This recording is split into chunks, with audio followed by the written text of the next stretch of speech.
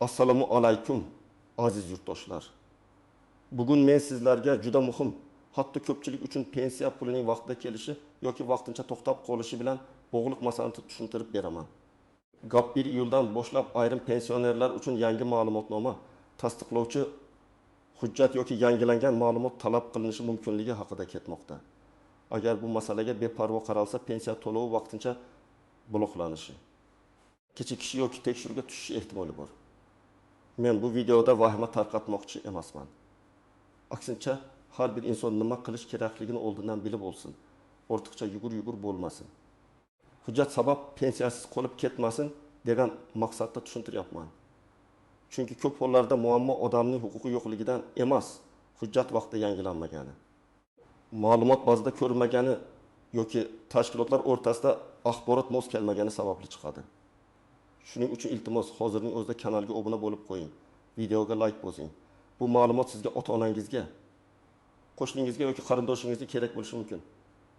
Ayniqsa pensiya olayotgan, nogironlik nafaqasi olayotgan, o'quvchisini yo'qotganlik bo'yicha to'lov olayotgan yoki chet elga chiqib kirib yurgan fuqarolar bu mavzuni oxirigacha diqqat bilan eshitsin. Avval bu jarayon qanday ishlaganini oddiy tilda tushuntiraman. Ilgari ko'p holatda pensioner bir marta pensiyaga chiqqanidan keyin asosiy hujjatlari topshirilgan, pensiya tayinlangan va keyin har oy pul kelib turgan. Ba'zi toifalarda masalan nogironlik muddati tugaydigan bo'lsa, o'qiyotgan farzand bo'yicha boquvchisini yo'qotganlik pensiyasi olinayotgan bo'lsa yoki yashash joyi, oilaviy holat, ishga joylashish kabi ma'lumotlar o'zgarsa, qo'shimcha ma'lumotnoma talab qilingan. Ammo amaliyotda shunday holatlar ham bo'lgan. Odam pensiya olyapti, lekin uning yashash joyi o'zgargan, bola o'qish tugatgan, ammo ma'lumot yangilanmagan. Nogironlik muddati tugagan, lekin qayta ko'rikdan o'tish kechikkan. Pensioner boshqa hududga ko'chgan, lekin pensiya jamg'armasi bo'limiga xabar bermagan. Natijada davlat organlari keyinroq tekshiruv qilganda ortiqcha to'lov, noto'g'ri to'lov yoki hujjatdagi nomuvofiqlik aniqlangan. Endi tizim tobora elektronlashmoqda. Bu yaxshi tomoni bilan qulay. Ko'p ma'lumotlar avtomatik tekshiriladi. Odamdan ortiqcha qog'oz so'rash kamayadi. Lekin boshqa tomoni ham bor. Agar elektron bazada siz haqingizdagi ma'lumot noto'g'ri chiqsa, umuman ko'rinmasa yoki eski bo'lsa, tizim avtomatik ravishda to'lovni tekshiruvga qo'yishi mumkin. Xalq orasida buni pensiya blok qolibdi deb aytishadi. Aslida ko'p holatda bu butunlay bekor qilish emas, balki hujjat aniqlashtirilguncha vaqtincha to'xtatib turish yoki to'lovni ushlab turish bo'lishi mumkin. 1 iyul sanasi atrofidagi gaplarning asosiy mazmuni shuki, ayrim toifadagi pensionerlar bo'yicha ma'lumotlar yangilangan bo'lishi kerak. Kimningdir yashash joyi, kimningdir nogironlik holati, kimningdir ta'lim muassasasida o'qishi, kimningdir tiriklik holati, kimningdir chet elda doimiy yashashi yoki vaqtincha bo'lishi tekshirilishi mumkin. Agar kerakli tasdiq bo'lmasa, pensiya to'lovi muammo bo'lib qolishi ehtimoli oshadi. Men yana bir narsani aniq aytaman. Hamma pensionerlar birdaniga yugurib ma'lumotnoma olib kelish kerak degan gap noto'g'ri bo'lishi mumkin. Masala toifaga bog'liq. Kimdir umuman xavotir olmasa ham bo'ladi. Kimdir esa albatta o'z ma'lumotini tekshirtirib qo'yish kerak. Birinchi navbatda nogironlik pensiyasi yoki nogironlik nafaqasi olayotgan fuqarolar e'tiborli bo'lishi kerak. Chunki nogironlik ikki xil bo'lishi mumkin. Muddatsiz belgilangan holatlar bor. Yana ma'lum muddatga belgilangan holatlar bor. Agar nogironlik muddati 2 iyunda tugasa, odam esa qayta tibbiy ko'rikdan o'tmasa, 1 iyuldan keyin to'lovni davom ettirish uchun asos bazada ko'rilmasligi mumkin. Masalan, bir fuqaro ikkinchi guruh nogironligi bo'yicha oyiga 1.200.000 so'm pensiya olayotgan bo'lsin. Uning nogironlik muddati 2024 yil 30 iyungacha belgilangan. Agar u iyun oyining o'zida tibbiy ijtimoiy ekspertizadan o'tmasa, iyul oyida tizim asos muddati tugagan deb ko'rsatishi mumkin. Keyin odam men kasalman-ku, nega pulim kelmadi deb hayron bo'ladi. Sabab kasallikning o'zi emas, tasdiqlovchi hujjatning muddati tugagan bo'ladi. Ikkinchi toifa, boquvchisini yo'qotganlik pensiyasi olayotgan oilalar. Ayniqsa 15 yoshdan oshgan, lekin kunduzgi ta'limda o'qiyotgan farzandlar bo'yicha to'lov olinayotgan bo'lsa, o'qish haqida ma'lumot dolzarb bo'lishi kerak. Masalan, bir oilada ota vafot etgan.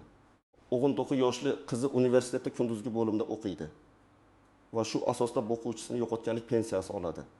Agar yangi o'quv yili akademik ta'til, o'qishdan chetlatilish yoki boshqa holat bazada o'z vaqtida aks etmasa, pensiya jamg'armasi qo'shimcha tasdiq so'rashi mumkin. Agar qiz aslida o'qishni davom ettirayotgan bo'lsa, muammo hal bo'ladi. Lekin ma'lumot berilmasa, to'lov vaqtincha to'xtashi mumkin. 3-toifa chet elga uzoq muddatga chiqib ketgan pensionerlar. Bu juda nozik masala. Ayrim fuqarolar Rossiya, Qozog'iston, Turkiya, Koreya yoki boshqa davlatlarga farzandlariga ketib qoladi. O'zbekistondagi pensiya kartasiga pul tushib turadi. Qarindoshi yechib beradi yoki karta o'zi bilan bo'ladi. Lekin davlat organlari uchun asosiy savollar paydo bo'ladi. Fuqaro tirikmi? O'zbekistonda yashash maqomi qanday? Doimiy yashashga ketganmi? Boshqa davlatdan ham pensiya olayaptimi? Uning hujjatlarida o'zgarish bormi? Ba'zan shunchaki tiriklik ma'lumotnomasi yoki shaxsni tasdiqlash talab qilinadi. Agar odam yillar davomida kelmasa va hech qanday tasdiq bermasa, to'lov tekshiruvga tushishi mumkin. 4-toifa yashash joyini o'zgartirganlar. Masalan, pensionerlar Samarqanddan Toshkentga ko'chib keldi. Lekin ro'yxatdan o'tish mahalla bank kartasi pensiya jamg'armasi hududiy bo'limidagi ma'lumotlar bir-biriga mos emas. Bir bazada eski manzil, boshqa bazada yangi manzil chiqadi. Bu odam pensiyaga haqli bo'lmasa degani emas. Lekin tizimda nomuvofiqlik paydo bo'ladi. Ayniqsa naqd yetkazib berish, bank kartasini almashtirish, hududiy bo'limga o'tkazish masalalarida kechikish bo'lishi mumkin. 5-toifa ishga joylashgan yoki daromad holati o'zgargan ayrim nafaqa oluvchilar. Bu yerda ham pensionerlar nazarda tutilmaydi. Yoshga doir pensiya olayotgan ko'pchilik fuqarolar ishlasa ham pensiya olishi mumkin bo'lgan holatlar bor. Lekin ayrim ijtimoiy nafaqalar, kompensatsiyalar yoki ehtiyojmandlikka bog'liq to'lovlarda daromad holati ahamiyatli bo'ladi. Masalan, oila kam ta'minlangan sifatida yordam olayotgan bo'lsa, oila a'zolaridan biri rasmiy ishga kirsa, bu ma'lumot tekshiriladi. Shuning uchun men ishladim, endi pensiyamni butunlay olib qo'yishadi deb qo'rqish ham kerak emas, lekin qaysi turdagi to'lov olayotganingizni aniq bilish kerak. 6-toifa hujjatlarda ism, familiya, tug'ilgan sana, pasport yoki ID karta ma'lumotlari bo'yicha farq bor fuqarolar. Masalan, eski hujjatda Gulnora deb yozilgan, yangi ID kartada Gulnora bo'lib qolgan. Yoki otasining ismi bir joyda bor, bir joyda yo'q. Yoki tug'ilgan sana mehnat daftarchasida 1990 yil, pasportda 1906 yil ko'rsatilgan. Bunday kichik ko'ringan farqlar pensiya ishida katta muammo chiqarishi mumkin. Chunki elektron tizim ma'lumotni harfma-harf solishtiradi. Endi kimlar kamroq xavotir olsa bo'ladi. Agar siz yoshga doir pensiya olayotgan bo'lsangiz, hujjatlaringiz to'liq bo'lsa, ID kartangiz amalda bo'lsa, yashash joyingiz o'zgarmagan bo'lsa, nogironlik yoki o'qish kabi muddatli asosga bog'liq bo'lmasangiz, har oy pensiya kartangizga muammosi tushayotgan bo'lsa, sizda katta xavotirga asos bo'lmasligi mumkin. Lekin baribir men bir marta o'z ma'lumotlaringizni tekshirtirib qo'yishni tavsiya qilaman. Chunki muammo pul tushmay qolgandan keyin emas, oldindan aniqlansa oson hal bo'ladi. Birinchi misol. 67 yoshli otaxon pensiyasini bank kartasi orqali oladi. U qishloqdan shaharga ko'chib kelgan, lekin ro'yxatdan o'tishni kechiktirgan. Bank kartasi muddati ham tugagan. Iyul oyida pensiya tushishi kerak, lekin karta ishlamaydi. Bank karta yangilang deydi. Pensiya bo'limida esa manzil eski ko'rinadi. Odam pensiyam blok bo'ldi deydi. Aslida bir nechta ma'lumot zanjiri uzilgan. Karta muddati, manzil, shaxsni tasdiqlash. Bunday vaziyatda bankka ham, pensiya jamg'armasiga ham murojaat qilish kerak bo'ladi. Ikkinchi misol. 20 yoshli talaba otasidan keyin o'quvchisini yo'qotganlik pensiyasi oladi. U bir semestr akademik ta'til olgan. Oilasi buni o'qishi davom etyapti deb hisoblaydi. Lekin tizimda talabaning holati o'zgargan bo'lishi mumkin. Agar kunduzgi ta'limda faol o'qiyotgani tasdiqlanmasa, to'lov to'xtatilishi ehtimoli bor. Keyin universitetdan ma'lumotnoma olib boriladi, holat aniqlanadi. Agar qonun bo'yicha to'lov saqlansa, qayta tiklanadi. Agar asos bo'lmasa, to'lov to'xtaydi. Demak, bu yerda asosiy narsa his-tuyg'u emas, hujjatdagi maqom. Uchinchi misol. Ikkinchi guruh nogironligi bor ayolning ko'rik muddati iyun oyida tugaydi. U shifoxonaga kech boradi. Navbat ko'p bo'ladi. Hujjatlar tibbiy komissiyaga vaqtida yetib bormaydi. Iyulda pensiya kelmaydi. Ayolning ahvoli o'zgarmagan bo'lsa ham tizimda tasdiq yo'q. Shuning uchun men doim aytaman, muddati tugaydigan hujjatni oxirgi kunga qoldirmang. Kamida bir oy oldin harakatni boshlang. To'rtinchi misol. Bir pensioner chet elda farzandinikida 8 oy yashab keladi. Telefon raqami o'zgargan, bank ilovasiga kira olmaydi, kartasi ham bloklangan. Pensiya tushmaganini keyin biladi. Sabab bank xavfsizlik tekshiruvi bo'lishi mumkin, shaxsni tasdiqlash kerak bo'lishi mumkin yoki pensiya jamg'armasida qo'shimcha ma'lumot talab qilingan bo'lishi mumkin. Bunday holatda hammasi bekor bo'ldi deb vahima qilish emas. O'zbekiston konsulligi bank va pensiya bo'limi orqali bosqichma-bosqich aniqlashtirish kerak. Endi ko'pchilik e'tibor bermaydigan nozik jihatlarni aytaman. Birinchi nozik jihat: elektron bazada ma'lumot yo'qligi sizning huquqingiz yo'q degani emas. Masalan, siz haqiqatan ham o'qiyotgan bo'lishingiz, haqiqatan ham nogironlikka ega bo'lishingiz, haqiqatan ham pensiyaga haqli bo'lishingiz mumkin. Lekin tizimda bu ma'lumot ko'rinmasa, xodim to'lovni avtomatik davom ettira olmaydi.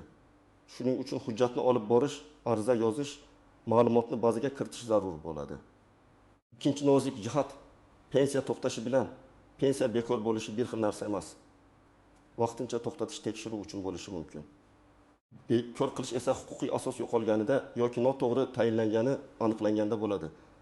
Masalan, talaba o'qishdan chetlatilgan bo'lsa, o'quvchisini yo'qotganlik pensiyasi bo'yicha asos tugashi mumkin. Lekin talaba faqat ma'lumotnoma olib kelmagan bo'lsa, hujjat taqdim etilgandan keyin to'lov qayta tiklanishi mumkin. Uchinchi nozik jihat: ortiqcha to'langan pul keyin qaytarilishi talab qilinishi mumkin. Bu juda muhim. Agar odam aslida to'lovga haqli bo'lmagan davrda pul olib yurgan bo'lsa, masalan o'qishni tugatgan, lekin o'quvchisini yo'qotganlik pensiyasi yana 6 oy tushib turgan bo'lsa, keyin bu summa qarzdorlik sifatida chiqishi mumkin. Oyga takin 100 ming so'mdan 6 oy tushsa, 4 million takin 100 ming so'm bo'ladi. Keyin odam men bilmaganman desa ham davlat organi ortiqcha to'lovni qaytarishni so'rashi mumkin. Shuning uchun o'zgarish bo'lsa, yashirmasdan xabar berish foydali. To'rtinchi nozik jihat: bankdagi blok va pensiya jamg'armasidagi to'xtatish boshqa narsa. Ba'zan pensiya hisoblangan bo'ladi, lekin bank kartasi bloklangan bo'ladi. Masalan, karta muddati tugagan, shubhali operatsiya bo'lgan, PIN kod bir necha marta noto'g'ri terilgan yoki bank mijozini qayta identifikatsiya qilishni so'ragan. Bunday holatda pensiya jamg'armasi biz pulni o'tkazganmiz deydi. Bank esa karta bo'yicha muammo bor deydi. Shuning uchun avval pul umuman hisoblanganmi yoki bankda turibdimi? Shuni aniqlash kerak. 5-chi nozik jihat: ishonchnoma orqali pensiya olishda ham ehtiyot bo'lish kerak. Agar pensioner o'zi bora olmasa, farzandi, agar pensiya yoki qarindoshiga ishonchnoma beradi, lekin ishonchnomaning muddati tugagan bo'lsa, notarial hujjat noto'g'ri rasmiylashtirilgan bo'lsa yoki pensionerning holatini tasdiqlash talab qilinsa, to'lovda muammo chiqishi mumkin. Ayniqsa pensioner chet elda bo'lsa, konsullik orqali rasmiylashtirilgan hujjatlar talab qilinishi ehtimoli bor. 6-chi nozik jihat: mahalla, poliklinika, ta'lim muassasasi, bank va pensiya jamg'armasi ma'lumotlari bir-biriga mos kelishi kerak. Odamlar ko'pincha bitta joyga borib, men hammasini hal qildim deb o'ylaydi. Aslida masalaning ildizi boshqa tashkilotda bo'lishi mumkin. Talaba bo'yicha muammo bo'lsa, universitet ma'lumotni to'g'ri berganmi? Nogironlik bo'yicha muammo bo'lsa, tibbiy ijtimoiy ekspertiza xulosasi bazaga tushganmi? Bank bo'yicha muammo bo'lsa, karta faolmi? Shular tekshiriladi. 7-chi nozik jihat: telefon raqamingiz va aloqa ma'lumotlaringiz yangilangan bo'lishi kerak. Ko'p xabarnomalar SMS orqali keladi. Agar raqam boshqa odam nomida bo'lsa, yo'qolgan bo'lsa yoki ishlamayotgan bo'lsa, siz muhim ogohlantirishni ko'rmay qolishingiz mumkin. Keyin esa hech kim menga aytmadi degan vaziyat yuzaga keladi. Endi eng muhim qism: nima qilish kerak? Men sizga aniq qadamlarni aytaman. Birinchi qadam: qaysi turdagi to'lov olayotganingizni aniqlang. Yoshga doir pensiyami, nogironlik pensiyasimi, bo'g'uvchisini yo'qotganlik pensiyasimi, ijtimoiy nafaqami yoki boshqa kompensatsiyami? Chunki har birining sharti boshqa. Agar o'zingiz bilmasangiz, pensiya jamg'armasining hududiy bo'limiga boring yoki telefon orqali so'rang. Mening to'lovim qaysi asosda tayinlangan va qaysi hujjatlar muddati tekshiriladi deb aniq savol bering. Ikkinchi qadam: shaxsni tasdiqlovchi hujjatlaringizni tekshiring. ID karta yoki pasport muddati amaldami? Familiya va ism to'g'ri yozilganmi? Tug'ilgan sana barcha hujjatlarda bir xilmi? Agar farq bo'lsa, buni vaqtida tuzatish kerak. Chunki bir harfdagi xato ham elektron tizimda boshqa shaxs sifatida chiqib qolishi mumkin. 3-qadam, agar nogironlik bo'yicha to'lov olayotgan bo'lsangiz, xulosangiz muddatini tekshiring. Muddati qachon tugaydi? Qayta ko'rikdan o'tish kerakmi? Qaysi poliklinika yoki tibbiy komissiya orqali hujjat tayyorlanadi? Buni oxirgi haftaga qoldirmang. Shifokor ko'riga analizlar yo'llanma komissiya navbati vaqt oladi.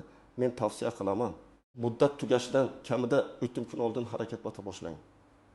4-qadam, agar o'quvchisini yo'qotganlik pensiyasi talaba farzand uchun olinayotgan bo'lsa, ta'lim muassasasidan o'qish haqida ma'lumotni aniqlang. Kunduzgi bo'limda o'qiyaptimi? Akademik qarzdorlik yoki ta'til holati bormi? O'qishdan chetlatilmaganmi? Kerak bo'lsa, dekanat yoki o'quv bo'limidan rasmiy ma'lumotnoma oling. Unda talabaning FIShi, tug'ilgan sanasi, kursi, ta'lim shakli va o'qish muddati aniq ko'rsatilgan bo'lishi kerak. 5-qadam, bank kartangizni tekshiring. Karta muddati tugamaganmi? SMS xabarnoma ulanganmi?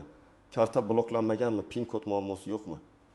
Agar pensiya tushmay qolsa, darhol bank ilovasida yoki bank filialida hisobingizga pul kelgan-kelmaganini aniqlang. Agar pul kelgan bo'lsa, muammo bankda. Agar pul umuman hisoblanmagan bo'lsa, pensiya jamg'armasiga murojaat qilasiz. 6-qadam, yashash joyingiz o'zgargan bo'lsa, buni rasmiylashtiring. Ro'yxatdan o'tish, mahalla ma'lumotlari pensiya jamg'armasi hududiy bo'limidagi ma'lumot bir-biriga mos bo'lsin. Ayniqsa boshqa viloyatga ko'chgan bo'lsangiz, pensiya ishingizni yangi hududga o'tkazish tartibini so'rang. Buni o'z vaqtida qilsangiz to'lovda uzilish bo'lmaydi. 7-qadam, chet elda bo'lsangiz masalani kechiktirmang. O'zbekistonning konsullik muassasasi orqali qanday tasdiq hujjati kerakligini aniqlang. Agar tiriklikni tasdiqlash, ishonchnoma yoki boshqa hujjat talab qilinsa, rasmiy yo'l bilan tayyorlang. Oddiy rasm. Telefon orqali aytilgan gap yoki qarindoshning tushuntirishi har doim ham yetarli bo'lmaydi. Hujjat rasmiy bo'lishi kerak. 8-qadam, ariza yozganda aniq yozing. Masalan, mening pensiya to'lovim iyul oyida kelmadi. Sababini aniqlab berishingizni, agar hujjat yetishmasa, qaysi hujjat talab qilinishini yozma yoki rasmiy tarzda ma'lum qilishingizni so'rayman deb yozish mumkin. Arizada telefon raqamingiz, manzilingiz, pasport yoki ID ma'lumotlaringiz, pensiya turi aniq bo'lsin. Arizani topshirganingiz haqida kirim raqami yoki tasdiq oling. 9-qadam, hujjatlarning nusxasini saqlang. ID karta, pensiya guvohnomasi, bank rekvizitlari. Tibbiy xulosa, o'qish ma'lumotnomasi, ishonchnoma, ariza nusxasi va javob xatlarini alohida papkada saqlang. Bugun kerak bo'lmasa ham ertaga tekshiruvda kerak bo'lishi mumkin. 10-qadam, og'zaki gap bilan cheklanib qolmang. Agar xodim keyin kelasiz, tizim ishlamayapti, hali ko'ramiz desa, muloyimlik bilan rasmiy tartibni so'rang. Men har doim shuni maslahat beraman. Bahslashmang, lekin huquqingizni biling. Savolni aniq bering. Menga qaysi hujjat kerak? Qaysi muddatda ko'rib chiqiladi? Arizam qabul qilindimi?